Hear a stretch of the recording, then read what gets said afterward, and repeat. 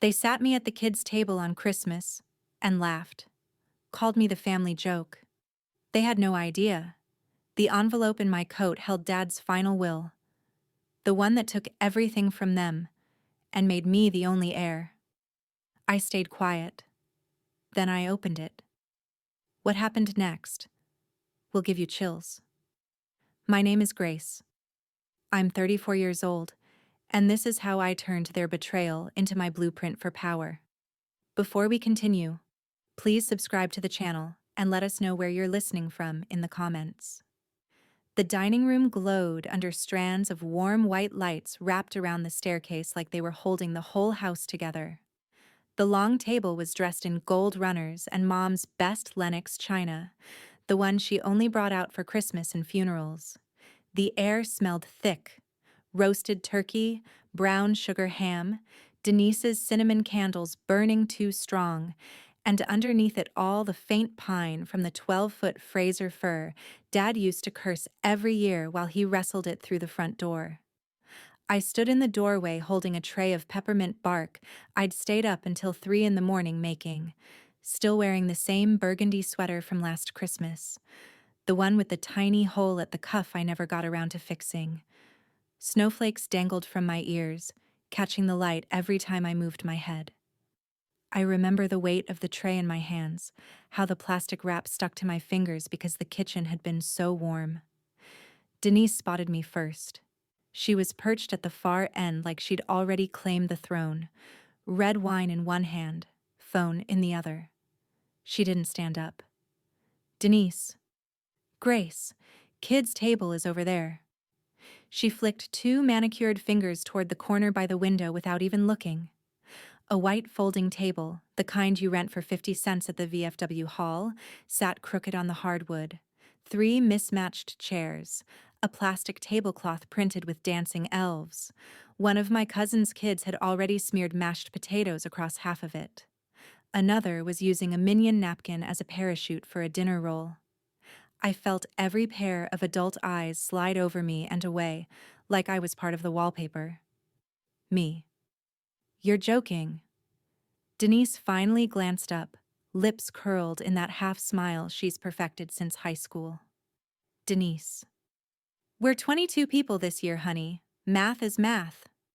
My brother-in-law Travis snorted into his bourbon. Aunt Peggy hid her mouth behind her napkin, but her shoulders shook. Someone in the back whispered loud enough, "She never really grew up anyway." The tray felt heavier all of a sudden. My knuckles went white around the edges. I could have argued, could have made a scene, could have reminded them I'm 34, that I have a mortgage, that I sat with Dad every single night in that hospital room while they were busy picking out casket liners. But I didn't. I walked past the adult table slow enough for them to smell the chocolate on the tray I'd made with my own hands, past the crystal glasses catching 1,000 little reflections of their smug faces, past the name cards written in Denise's perfect cursive that didn't have my name anywhere on them. I set the peppermint bark down in the middle of their table anyway, right on top of the cranberry relish, because some habits die harder than pride. Then I went and sat at the folding table. The chair wobbled. My knees knocked the underside every time I shifted. A juice box had already leaked onto my placemat. 7-year-old Ellie looked up at me with gravy on her chin. Ellie. Aunt Grace, why are you sitting with us? Me, soft. Because I was invited, baby. She smiled like that made perfect sense and went back to building a mashed potato volcano. I took my coat off slow, draped it over the back of the chair so the inner pocket pressed against my spine. Inside was the envelope. Thick cream paper, sealed with red wax the way Dad always did important things. Return address sticker from the attorney's office in Lebanon, Tennessee. USPS certified mail sticker still stuck to the front because I hadn't let myself peel it off yet. I could feel it through 2 layers of fabric, like a second heart beating calm and steady against my ribs. They didn't notice. They were already talking about the will reading scheduled for the 26th, like it was just paperwork. like Dad was a bank account instead of the man who taught me how to drive in the empty church parking lot when I was 14. Denise leaned over to Travis, voice carrying the way it always does after 2 glasses of Cabernet. Denise, as soon as probate clears, I'm listing the house. Nashville buyers are paying stupid money right now. Travis, we'll keep the lake lot though, build something bigger. Uncle Rob raised his glass. Uncle Rob. To Daddy's legacy, may it keep us comfortable. Laughter rippled down the table like they'd rehearsed it. I cut Ellie's turkey into tiny pieces, wiped gravy off little fingers, passed napkins, smiled when they smiled at me, all while the envelope pressed warm against my back, reminding me to breathe slow.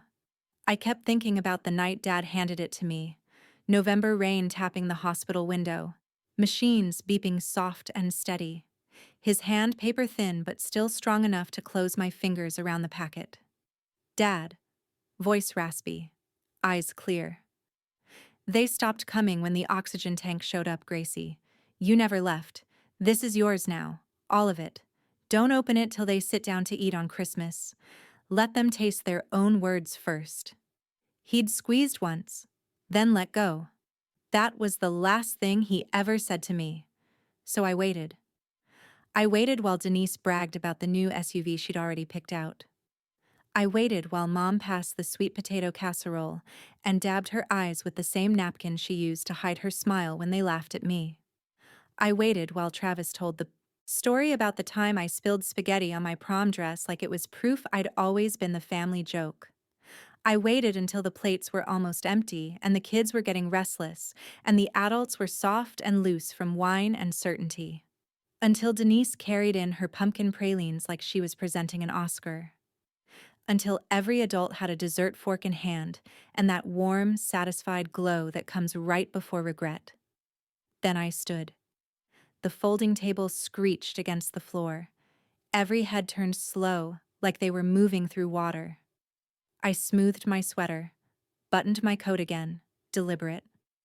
Me. If we're assigning seats based on importance tonight.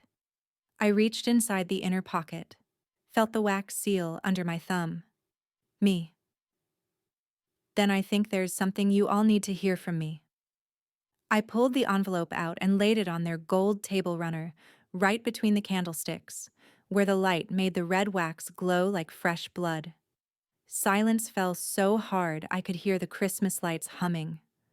I didn't move for a long, long moment, just sat there on the wobbly plastic chair, the legs digging little half-moons into the hardwood every time one of the kids kicked their feet. A marshmallow rolled across my placemat and stopped against my plate like a tiny white surrender. The Christmas lights kept blinking, slow, steady, the way they do when the timer's set to gentle, soft gold, off, soft gold. Like they were breathing for the rest of us because nobody else in that room remembered how.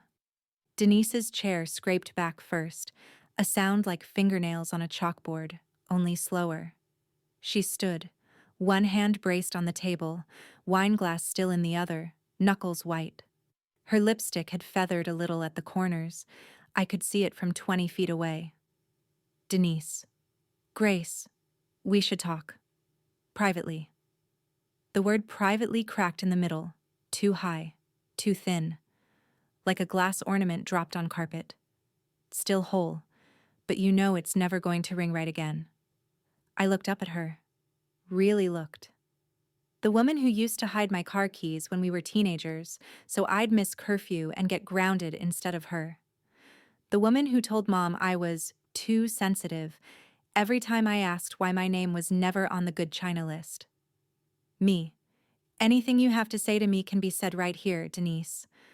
I kept my voice low, almost kind, the same tone I used when Dad was on morphine and the nurses asked if he needed more pain medicine. Soft, clear, final. Uncle Rob rubbed the heel of his hand across his forehead, leaving a red streak. Aunt Peggy twisted her cloth napkin until the fibers started to tear. I could hear the tiny threads giving way. Mom wouldn't look at me.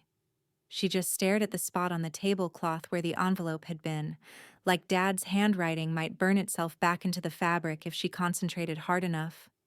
Denise took one step, then another. Her heels didn't. She click right anymore. They dragged a little, like the floor had turned to syrup. She stopped just outside the ring of the kids' table light, close enough that I could smell her perfume, the same Chanel she'd worn since college, only now it was mixed with the sour edge of too much wine and fear. Denise, you planned this whole night. Her voice shook, but her eyes were narrowing, calculating, looking for the crack she could wedge a crowbar into. Me, no, Dad planned it. I just followed instructions. I let that sit between us, let her taste it. She pressed her manicured fingers to her temples like she could push the truth back out.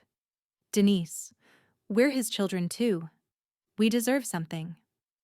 The word deserve came out sharp, almost a hiss. Me, you deserve exactly what he left you. I paused. Let the silence stretch until it hurt. Nothing. You could hear the refrigerator kick on in the kitchen, the low hum, the ice maker dropping cubes into the bin like tiny gunshots. Ellie, my 6-year-old niece, looked up at me with round eyes. Ellie, whisper, Aunt Grace, is everything okay? I reached over, smoothed her curls. Me, soft. Everything's exactly the way it's supposed to be, baby. Denise's chest rose and fell too fast. Her necklace, the gold one with the diamond cross Dad gave her for her 30th birthday, trembled against her collarbone. Denise, this will destroy Mom. She tried to make it sound noble, like she was protecting someone. I almost laughed. Almost? Me. Mom's been watching you destroy me for 20 years. She managed to sleep through that just fine. Mom made a small wounded sound, like a bird caught in a ceiling fan. She stood slow, slippers whispering across the floor. Her hands fluttered up like she wanted to touch me but didn't know where I began anymore. Mom. Grace. Honey, why didn't you tell us sooner? The same voice she used when I was 8 and skinned my knee. Like love could fix a broken bone if you just said the right words. Me. Because every time I tried to tell you something that mattered, you patted my hand and told me I was being dramatic. I watched her face fold in on itself. Me.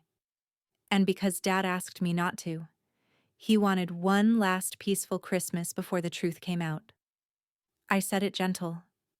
But truth is rarely gentle, even when you wrap it in velvet.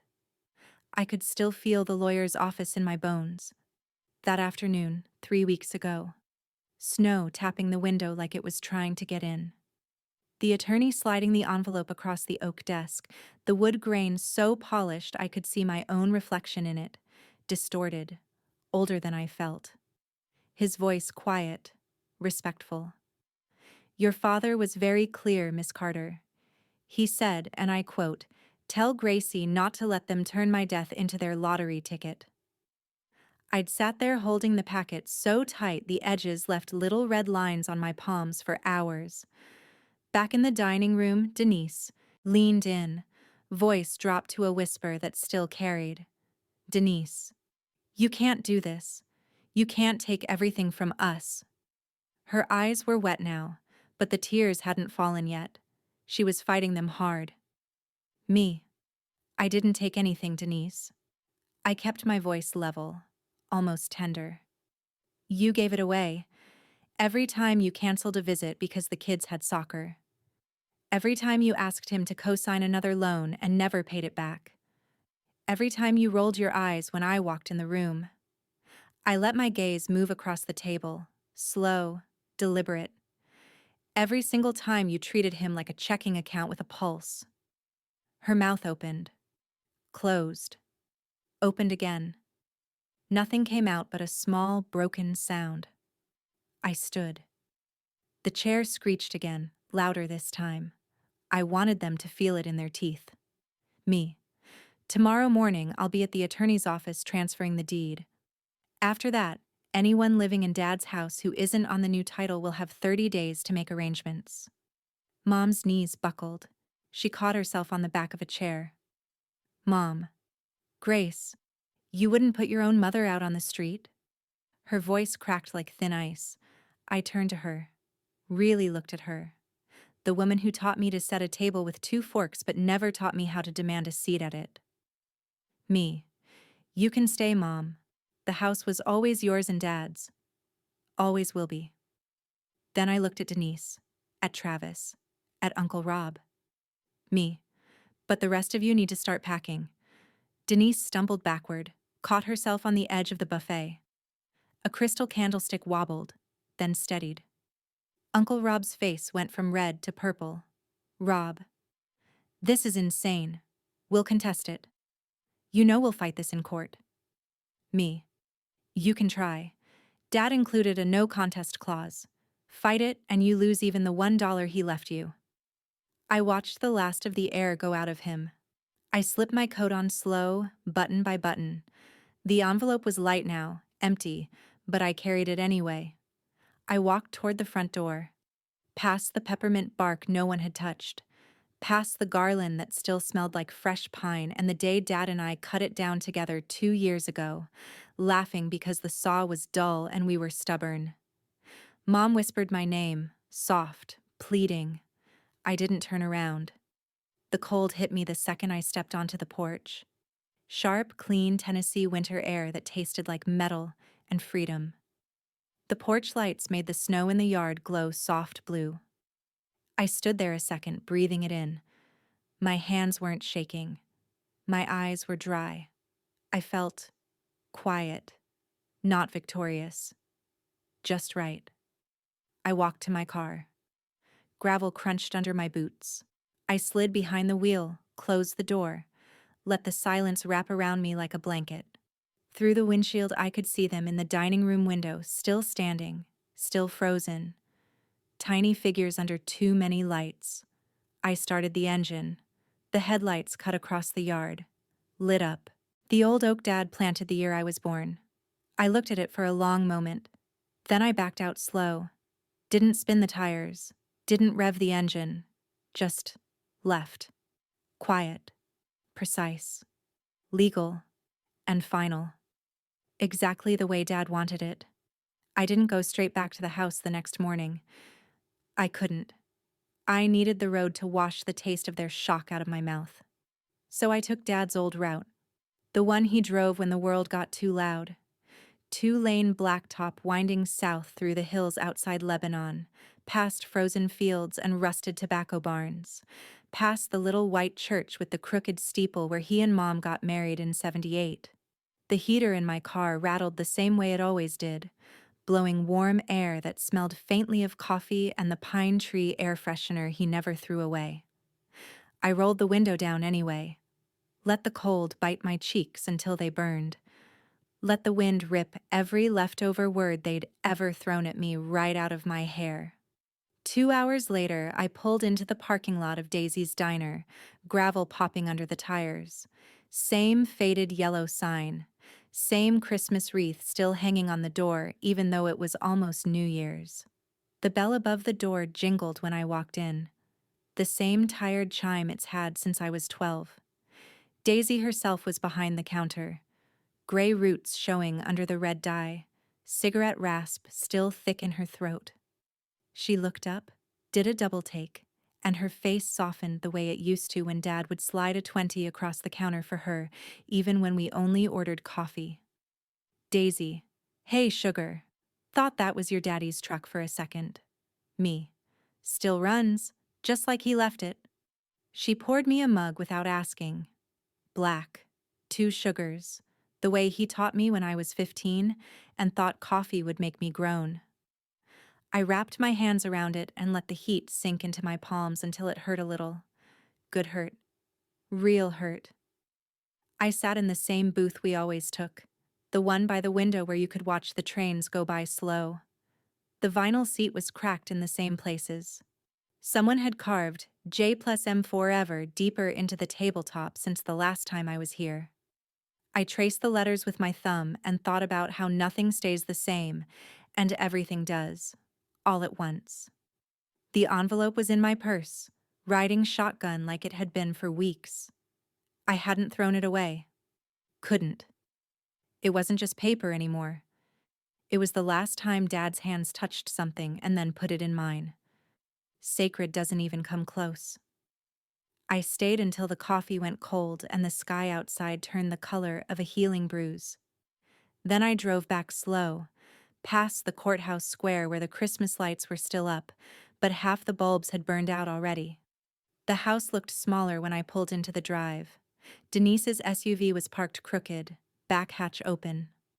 Cardboard boxes stacked on the porch like someone had started packing in a hurry and then given up halfway. She was carrying one now, arms shaking under the weight, blonde hair falling out of its bun and sticking to her wet cheeks. She saw me and stopped dead on the steps. Didn't speak. Didn't have to. Her eyes were red, mascara smudged into little raccoon rings. For the first time in my life, my sister looked small. I nodded once. She looked away fast and kept walking. Uncle Rob was on the phone by the garage, voice low and tight, pacing in circles like a dog on a short chain. When my headlights swept across him, he turned his back quick, shoulders hunched up around his ears. I killed the engine and sat there a minute, listening to the tick-tick-tick of the cooling motor. The porch light flickered on. Motion sensor finally deciding I belonged here. Inside smelled the same. Cinnamon, wood smoke, and the faint ghost of Dad's Old Spice. Mom was in his recliner, the one nobody else was allowed to sit in, blanket pulled up to her chin even though the fireplace was roaring. She didn't look up when I shut the door. Just stared at the flames like they might tell her what came next. I hung my coat on the same hook it's been on since I was 9, the hook that was always mine because I was the shortest. Funny how some things never change until they have to. Mom finally spoke without turning. Mom, your daddy always said you had his eyes. Her voice sounded like paper left out in the rain. Mom, said they saw everything, even when you were quiet. I walked over slow, sat on the ottoman across from her. The fire crackled and popped, throwing shadows across her face that made her look 80 instead of 62. Mom, he told me once, late at night, after you kids were grown, that he was afraid nobody ever really saw you, just saw what you didn't ask for, what you didn't take. She swallowed hard. Mom, I should have looked harder. The words hung there between us, thin and fragile and 20 years too late. I didn't fill the silence. Some apologies need room to breathe or they choke. She finally turned. Eyes the same pale blue as mine, only hers were swimming. Mom, are you putting me out too? Quiet? No begging? Just a question from a woman who suddenly wasn't sure where she stood in her own house. Me. No, Mama. This was always your home. That part never changed. She closed her eyes. A single tear slid down the crease by her nose. Mom. But Denise. Me. Denise and Rob have 30 days. She nodded once, looked back at the fire. We didn't say anything else. Some conversations end before they start. I made her chamomile tea in the same chipped mug she used when we were sick as kids. Sat with her until her breathing evened out and her head tipped sideways against the wing of the chair. Then I turned the gas logs down low and left her sleeping under Dad's old Marine Corps blanket. The next morning, I signed my name so many times my hand cramped. Grace Ann Carter. Grace Ann Carter. Grace Ann Carter. Each loop of the G felt like staking a flag in ground that had been mine all along, but nobody bothered to notice. The attorney slid the new deed across the table, thick paper, raised seal, my name in bold. He didn't smile. He didn't need to. Just said, "Congratulations, Miss Carter. It's done." I folded it once, slipped it into the same envelope Dad's will came in, and put it in my purse next to his old truck keys. That night, I moved into the master bedroom. Not because I wanted the biggest room. because Dad's clothes were still in the closet, and his reading glasses were still on the nightstand, and the sheets still smelled faintly like him. I fell asleep with the window cracked and the cold sneaking in, listening to the house settle around me like it was learning my weight again. Days blurred. I went through his things, slow, reverent. Found the Sears shoebox full of birthday cards I'd drawn him when I was little. Stick figure Grace holding stick figure Dad's hand, hearts bigger than our heads. Found the key to the old Ford he loved more than any new truck. Found a note tucked inside his Bible, folded so many times it was soft as cloth. For Grace, when it's time. I'm sorry I didn't say it out loud more. You were always enough. I sat on the floor of the closet and held that note until the paper warmed against my chest. One afternoon, I found a voicemail on his old flip phone I hadn't known was there. The battery was almost dead, screen cracked, but it still worked. I pressed play with shaking fingers. Dad's voice, gravelly from the oxygen but strong.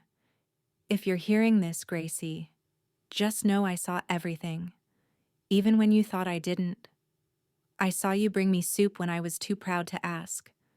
Saw you sit in that ugly hospital chair for 12 hours straight. Saw you smile when they hurt you so they wouldn't see you bleed. Proud doesn't even begin to cover it, baby girl. You be brave now. You hear me? Be brave. Click. End of message. I played it 6 times. Then I saved it. Then I sat on the edge of his bed with the phone against my heart and let the silence answer him back. I didn't cry. I just breathed him in until the room stopped spinning. They made me sit at the kids' table, treated me like the joke of the family, laughed like I was small, but I was the only one he trusted with the truth. Not just the money or the house or the land. The real inheritance was the last word, the final choice, the quiet, unbreakable knowledge that I had been seen, loved, chosen. They took my seat at the table, so I took everything else. If this story struck a chord, hit like, subscribe, and tell me what you think in the comments.